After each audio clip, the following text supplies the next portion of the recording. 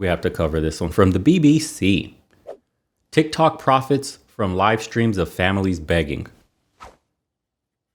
So begging is a profession on TikTok. You're not supposed to do it, but TikTok lets you because they make hand over fist on all the money you bring in.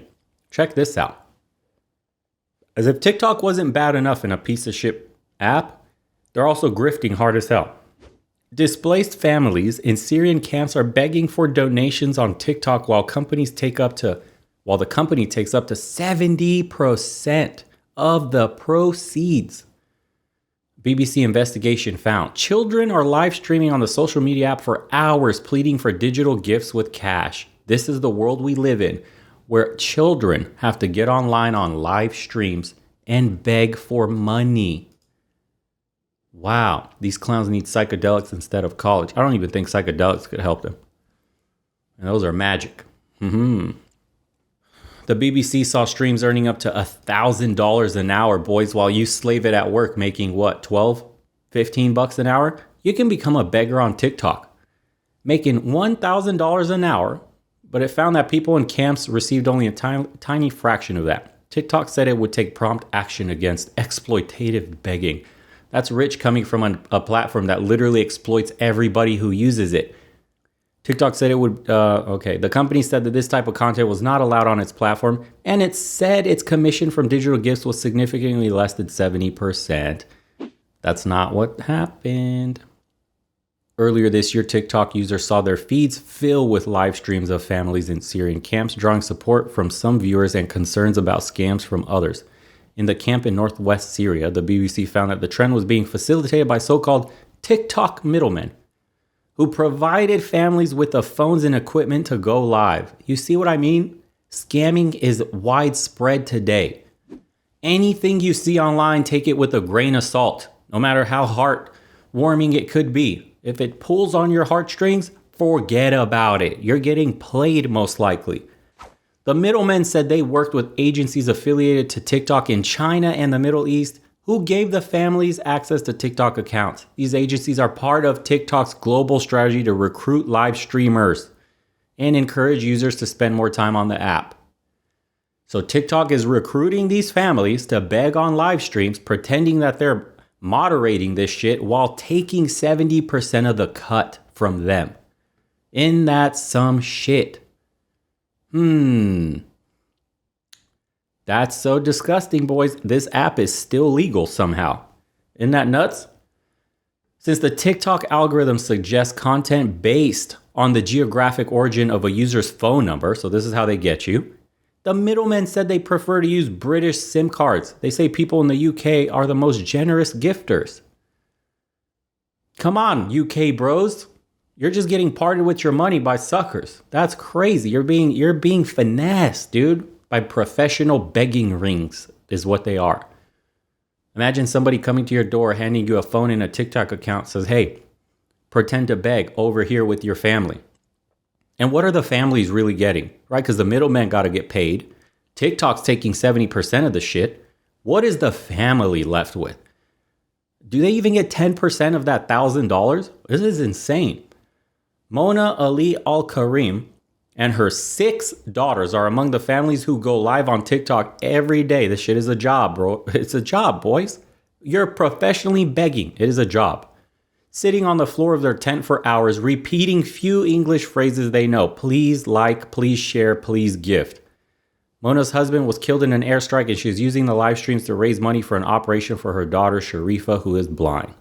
The gifts they're asking for are virtual, but they cost the viewers real money and can be withdrawn from the app as cash. Live stream viewers send the gifts ranging from digital roses costing a few cents to virtual lions costing around $500.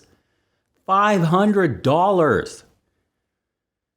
And they're using this, they're pulling on your heartstrings, right, with this tragedy about Syrian refugees. Take a step back though. How many, because we've done the TikTok is evil episode, how many young girls are on this app right now going on live streams? Remember where they were coding the language, do a little twirl, jump up and down, show us your legs, whatever, your feet, etc. It's the same shit. They're commodifying themselves for stickers. And they're underage. Oh, man. This is crazy. It says for 5 months, the BBC followed 30 TikTok accounts broadcasting live from Syrian camps for displaced people and built a computer program to scrape information from them, showing that viewers were often donating digital gifts worth up to $1,000 an hour to each account. So if you created this ring of professional begging, taking advantage of, say, a situation in Syria, you can make, say 30 TikTok accounts, $30,000 an hour. You don't think these impoverished families would be okay with getting a couple of hundred, maybe $100 at most a day? $50 a day, while these middlemen are pocketing thousands, while TikTok pockets thousands? Dude, money makes people disgusting. And of course, families in the tiny camps said that they were receiving only a tiny fraction of these sums, however. With TikTok declining to say how much it takes from gifts, the BBC ran an experiment to track where the money goes. A reporter in Syria contacted one of the TikTok affiliated agencies saying he was living in the camps. He obtained an account and went live. So TikTok affiliated agencies are providing this to them. So where is it in their terms of service that they said that they don't condone this shit like they said in the beginning of the article when they're handing the accounts out? Ugh. And it says he obtained an account and went live, while BBC staff in London sent TikTok gifts worth $106 from another account. At the end of the live stream, listen to this shit, the balance of the Syrian test account was $33. TikTok had taken 69% of the value of the gifts. TikTok influencer and ex-professional rugby player Keith Mason donated $330 during one family's live stream and encouraged his nearly 1 million followers to do the same. When told by the BBC that most of these funds were taken by social media company, he said it was ridiculous and unfair to the families in Syria. You got to have some transparency. To me, that's very greedy. Of course it's greedy, dude. 70% off the rip. Then your middlemen take the last 20. Then you're left with maybe 10. The $33 remaining from the BBC's 106 gift was reduced to a further 10% when it was withdrawn from the local money transfer shop. TikTok middlemen would take 35% of the remainder, leaving the family with just $19. You went from $106 down to 19. Unreal. Hamid, one of the TikTok middlemen in the camps, told the BBC he had sold his livestock to pay for a mobile phone, SIM card, and Wi-Fi connection to work with families on TikTok. He now broadcasts 12 different families for several hours a day. He uses TikTok to help families make a living. Yeah, while he rips them off. He pays them most of the profits minus his running costs.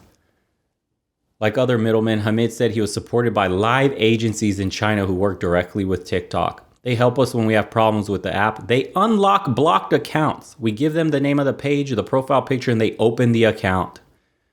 So TikTok is directly responsible and working with these middlemen to create begging live streams. Isn't that some shit? Agencies like these known as live streaming guilds. What a cute little video game phrase to give them. Live streaming guilds. Join my guild, guys. And based all around the world are contracted by TikTok to help content creators produce more appealing live streams. Disgusting. Ugh. Okay, and here's the bullshit backtracking by TikTok, right? It says TikTok clearly states that users are not allowed to explicitly solicit gifts. So this is a clear violation of their own terms of service as well as the rights of these people. I'm sorry you caught us. Shit. They found out we took 70%, guys. She acknowledges that people have a right to share their stories online, to try to seek support and sympathy. But she says these live streams lack dignity and are humiliating, while the money counter goes and they're just counting the millions coming in. Isn't that some shit? TikTok rules say you must have 1,000 followers before you can go live. You must not directly solicit for gifts and must prevent the harm, endangerment, or exploitation of minors on the platform. Yes, while they send you to their direct contacts to help you sign up an account. Ugh. But when BBC used the in-app system to report 30 accounts featuring children begging, TikTok said there had been no violation of its policies in any of the cases. After the BBC contacted TikTok directly for comment, the company banned all of the accounts. You see, Can you look any more guilty? We didn't ban them when you reported them in-app with the function, report this account. But the moment a hit piece comes out on the internet, done, bans them all. Immediately, oh shit, we look bad. Oh fuck, they found out we took 70%. Oh my God, we're profiting and exploiting poor people. This type of content is not allowed on our platform. We're further strengthening our global policies around exploitative begging. TikTok, the world's fastest growing social app, has made more than $6.2 billion in gross revenue from in-app spending since launch in 2017.